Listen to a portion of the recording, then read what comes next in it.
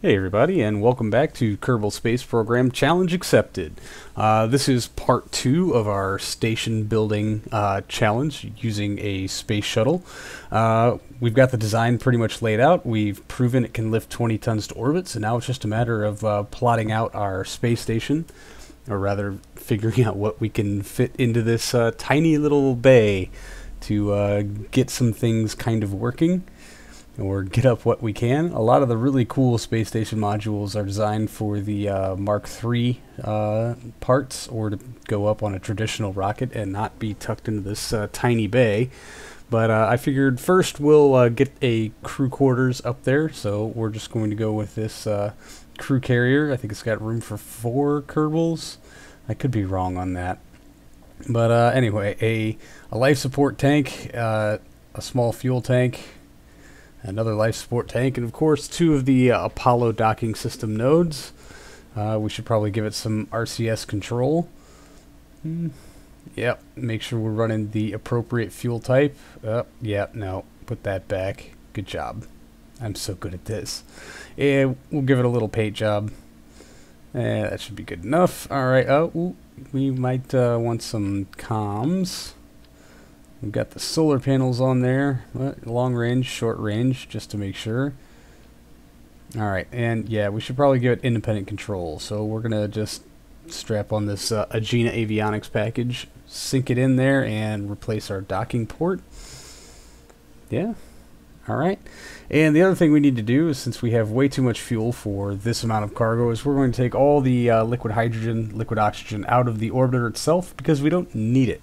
It's just more weight that we're hauling up, and since our tonnage is a lot lower than our initial launch, we're just going to get rid of it. We actually didn't even need it on our 20-ton test launch. We had so much excess fuel after we hit orbit. Alright, so I'm going to redo this thruster configuration. I think more thrusters is always good. Yep, that looks pretty good. Alright, other modules. So like I said in the previous episode, this station is required to have at least 5 modules, so we're going to just try to build out all 5 here and get them all building due to Kerbal construction time. Even now that we've moved this over to Sandbox, there is still some build time on the Kerbal construction time thing. It's only a couple of days, but if we can have all of our launches built and ready to go, so we can just roll them out, it does save us some time here. So this is going to be a docking fairing module. So we're going to have 4 docking ports total, 4 aft and on each side also. And just for the sake of simplicity, I'm just going to go with a 4 thruster design. That makes things nice and easy. We'll get that saved. Alright. And also on the build list, so now we can strip this back down and reconfigure it. Reusing a lot of parts. I'm also just trying to see how much room I have here in this bay. The biggest parts I can kind of cram in here, because that would be great. Alright, so this is our fuel tank module. We'll get that saved and built. That's basically just a big carrier of Aerozine and N2O. Alright. And now we're going to do our science equipment loadout. So we don't need a big fuel tank for this one. We'll just tuck these twin film canisters in here. Some biological experiments, kind of the standard fare. Yeah, that totally won't fit. Maybe a magnetometer. That looks pretty good. Orbital telescope? Definitely. In case the windows just aren't quite good enough. Alright, we'll just sink those in, make sure that they're not going to interfere with the cargo bay, and turn it around so we can get a look at the backside here. And yeah, radio plasma wave detector. That other part there was entirely too big. Yeah, how about an anomaly detector and the X-ray scanner? It fits. Perfect. We'll get that saved and on the build list. Moving very swiftly along. Oops. Nope. Not what I meant to do. Alright, there we go. We'll need those for later. The boosters, I mean. We can try to get rid of the science equipment. I don't want to go through the trouble of spinning it around, so I'll just awkwardly bury the camera in the back of the cargo bay. Alright, and so how about a habitation module? Give them a little room to move around? No, I mean, maybe not. I was looking around for something else that might suit, but finding any habitation anything that's that you can wedge into this cargo bay is just not really a thing. But I did figure we'll probably need some battery, right? So this one's basically just a huge battery. For those long 45-minute evenings on the far side of the planet, waiting for orbital sunrise.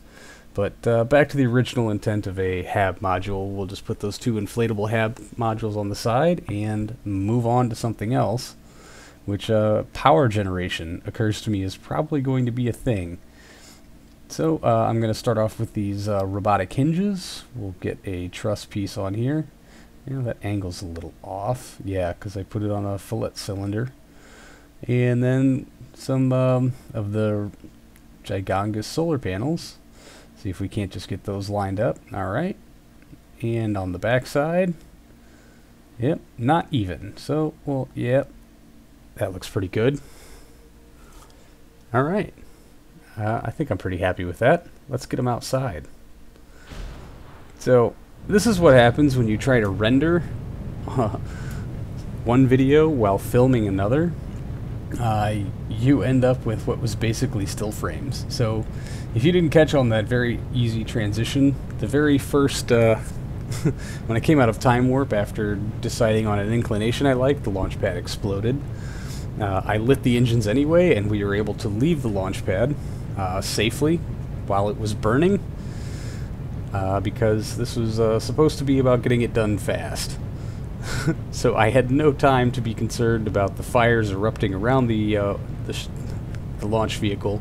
I just decided to get it up. But my PC was apparently having a very hard time recording video at any kind of frame rate while also rendering another video in Sony Vegas someplace else. And I'm sure I was listening to music also. The game ran just fine. It just didn't record very well. So I've got a lot of these still frames, basically, of this launch, and I do really apologize for that, but I was not about to try to redo it. It just felt disingenuous. And honestly, I just kind of pushed on. I didn't even really realize that the recording had been so messed up until I got it into post. And I got a lot done after this, so trying to redo it all would have cost me a lot of time. And, you know, when you're trying to get something done fast, time is a huge factor, way more than you'd ever really considered. But as far as our first launch of our crew module went, things went pretty smoothly. You can see here now that we've almost gotten ourselves all the way to orbit, and coming up on engine flameout. And it was right around here somewhere. And then we ditched the EFT and start to get ourselves positioned a little better. Open the cargo bay and boot everything up.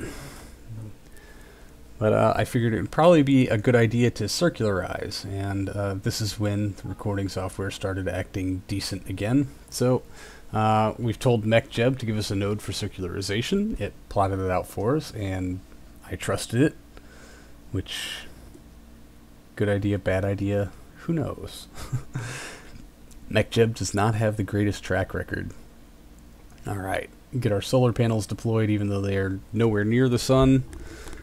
Wonder what the hell is causing all of this wiggle.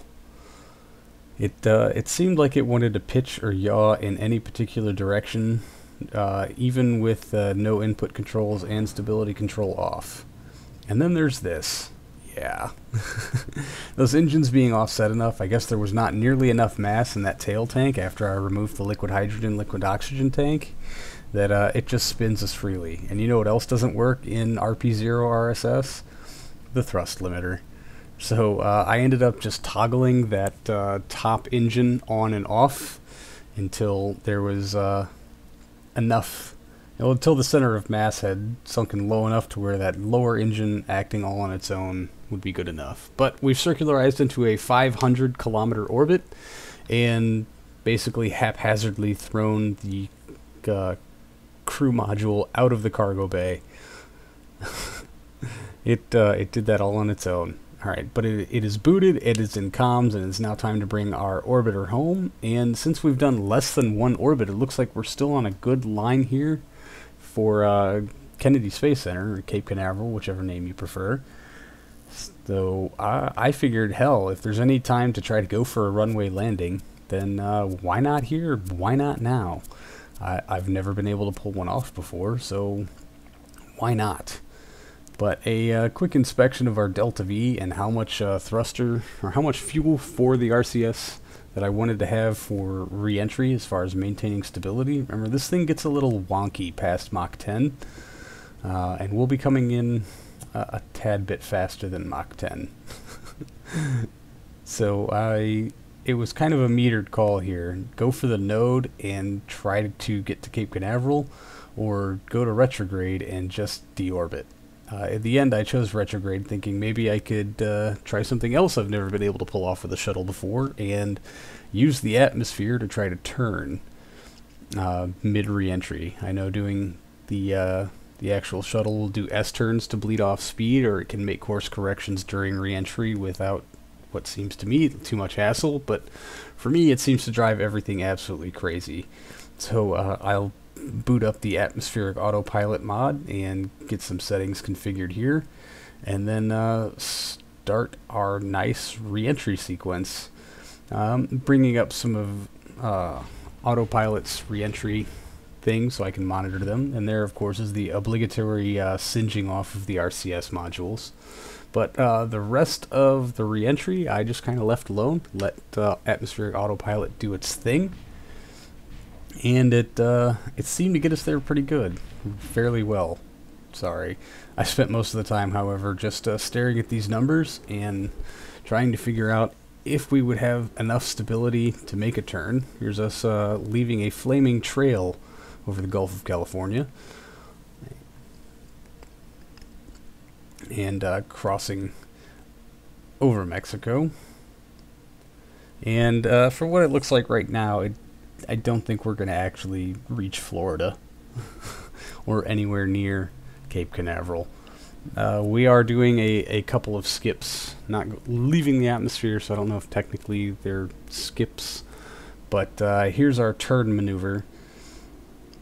While figuring we're definitely not getting to Florida, we probably didn't need that thruster anyway. It would be really nice not to land in the Gulf. So, turning towards the north and trying to get ourselves somewhere near a landmass is a priority. And you can also see there the first deployment of the speed brake on the tail, that is why I do a twin tail section, is so that I can use that speed brake that helps keep the nose pitched up, especially at these speeds, and helps maintain some of that stability. Although atmospheric autopilot certainly has its work cut out for us. And it does look like we're coming down in the middle of the Gulf, so getting some kind of northern heading would be really, really good. Maybe we can still put this thing down on the dirt. That would be awesome. And I have no idea what this island is. If anybody knows if this is an actual island sitting here in the middle of the Gulf, just a little southwest of Louisiana, I'd love to know what it is, or if that's just an artifact from modeling into RSS. And now that we're slow enough, I will make a nice hard pin turn to the north, and we're going to shoot for the boot of Louisiana here. So atmospheric autopilot doesn't look like it's having a heart attack. When this thing is empty, it actually glides really, really well. But there were a few nail-biting moments here, and whether or not we are going to actually make that coastline. So there was an executive decision made at some point. Yeah. Arm our drag chutes. Those should deploy when our rear wheels touch the ground, or maybe just a tad bit sooner. But there it is. We're going to fire up the AJ-10 and burn off the last little bit of our fuel. I mean, it's really toxic anyway, so maybe we're getting rid of it before we ditch this multi-billion-dollar spacecraft in the swamps is a good idea.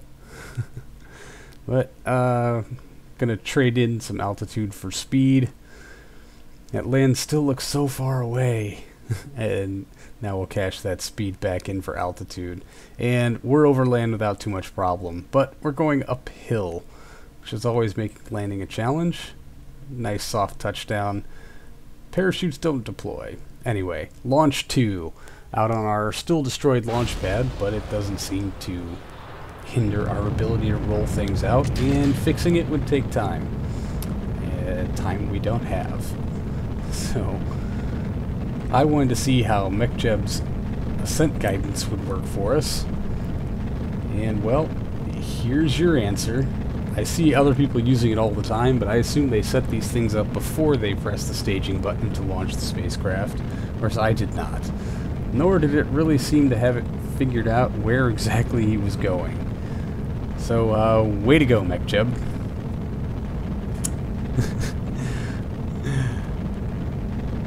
At least if you're being inaccurate, we can at least say it's entertaining. But changing this variables caused MechJeb to shut down the engines, which of course scrubs the launch. So, yeah, we'll call that a return to pad abort. Anyway, launch 2 version 2. I just moved to the next spacecraft in the list and scheduled that other one to be rebuilt. Ordered a new one, basically, so it's back on the build list. And we're going to be steering ourselves towards the south to try to get ourselves on that inclination, doing all of my piloting by hand again, since MechJeb is a lying liar who lies, or I can't figure out ascent guidance. And, well, that was a bit more of a pitch than I had intended. So, yeah. The fuel tanks are still a little bit unbalanced, even with having all of the liquid oxygen way up in that nose tank. And this was not really an issue that I had with launch 1. So it seems really, really weird to me to be having this issue now. So before launch 3, I will be going back into the VAB and lowering the tank on the mount a little bit and maybe adjusting the angle of our HG3s and see how well they can deal with this, because, man, my lack of patience in building this and figuring out all the little tidbits and nooks and crannies really just did not pay off very well for me here. But eventually, I was able to get enough fuel, liquid hydrogen anyway, moved around to give me some semblance of balance, and it did improve as we burned fuel off. It just took a matter of me figuring out the right combination of how frequently to press the keys. But once you've got that dialed in, and once you figure out how the spacecraft is going to yaw or pitch around whenever you make another tiny little input, it becomes a little bit easier to fly, although this is absolutely nothing like the Shuriken that preceded it, which was just an absolute dream. Once you got that heading dialed in, you could just let that thing basically fly itself to orbit. This, not so much. This is a wrestling match. And I'd like to say that I'm winning, but it did not make it easy. Alright, well, part of our orbit is touching our 500 kilometer mark, which is our orbital target for our station. So we will shut down these HG3s and then lock their gimbal. Here is our core. It is basically a giant fuel tank with some docking ports and an Agena core. Nice to have on orbit. So, I mean, really, I wanted the docking node to go up second, but MechJeb really bit that one in the ass for us. So, first things first, we will be adjusting our inclination to match that of our target. So we'll do a couple of quick victory rolls, get ourselves on node, and do the fire one engine and turn one on and off. And then the lovely process of adjusting nodes to get ourselves near our target orbit. And yeah, more of the bouncing around the node with thrust vector not set near your center of mass. And so now it's just a bunch of waiting and doing laps, which is a lot more pleasant to look at when you focus your view on Earth and not on the spacecraft, so that no one gets seizure-y. And then trying to plot a node for Rendezvous, because again in this case, MechJeb was decidedly useless. Yeah, see? He just wanted me to burn like 37 kilometers per second in one particular direction to ram the space station at a much higher fraction of light speed than I'm comfortable with. So after deciding to be patient and waiting an extra quarter of an orbit, I was able to find a nice rendezvous, make the burn, however unstable it was. And there will be our rendezvous. So we'll plot another node to match velocities, bump a little fuel around, and remember that for some reason it does not highlight targets for me, so I will have to find this station manually, and it's quite tiny and it's a ways away. So we'll just zoom in. It looks like it's directly above us, so it should be right off our tail. Yeah, some panicky moments here. Is that it? Nope. So we'll switch to the station itself. Oh, there we are. We are a tiny little speck right near the ocean, and it won't let me select a target, which is even better when the game itself decides to just, this is how it's going to glitch out on you. It's not going to let you set a target. You can't find the spacecraft you're looking for without a highlighting reticle. You know, no big deal.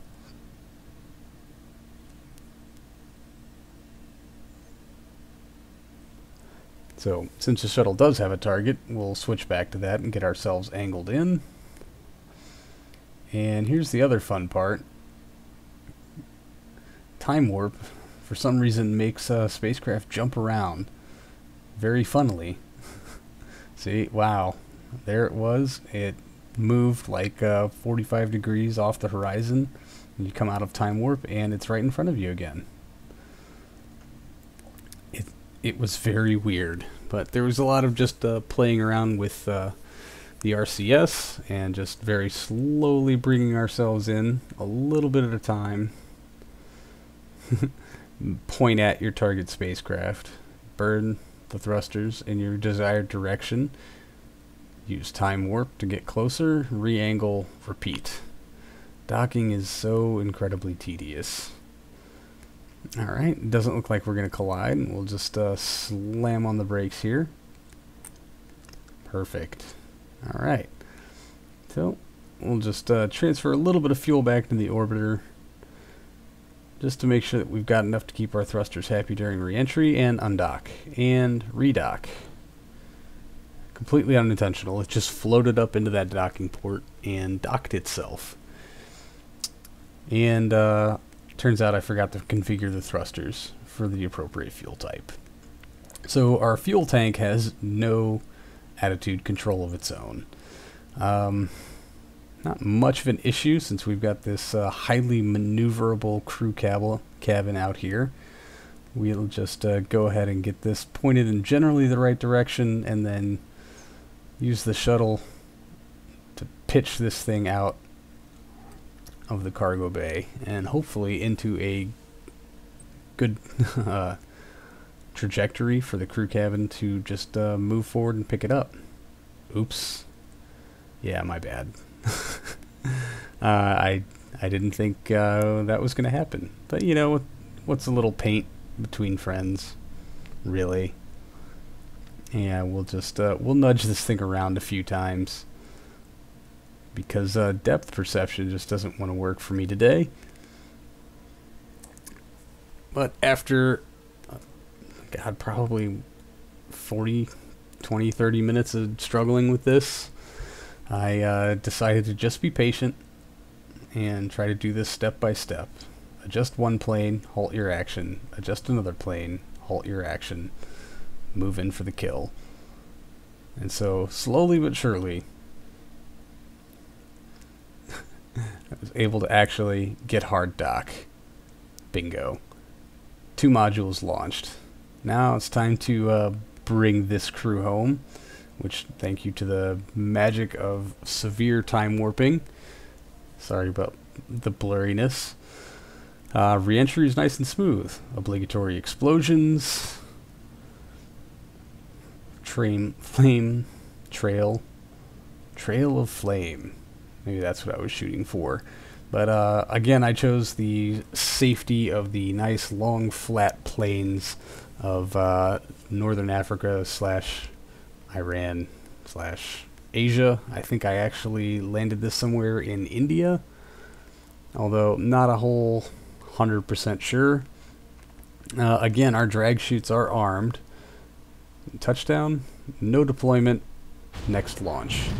So we're here at launch 3, and while this launch went smoothly, I was actually rendering a video while this was happening also. So about halfway through this launch, it's switched back to doing this nice still frame thing for me, and I'm not going to drag you through another 25 minutes of absolute still frames. So we'll get through booster sep here, turn south just for a bit, and then I'll just kind of give you the highlights as they were. So get to orbit, move some fuel around. This is our scientific module.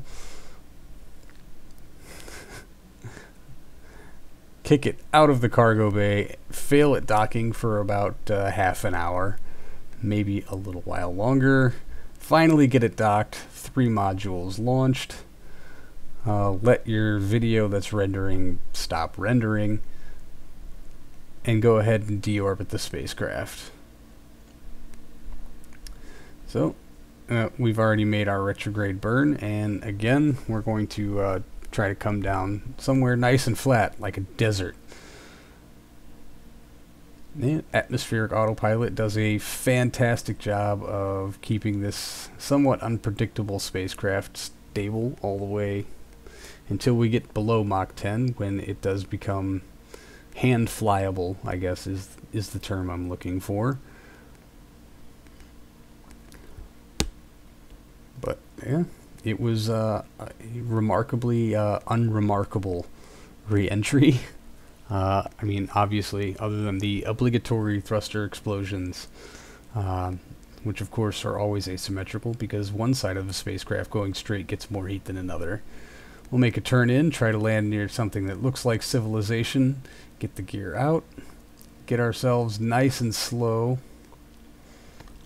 One last flare just for good measure, and touchdown. And look at that, our drogue chute's finally deployed.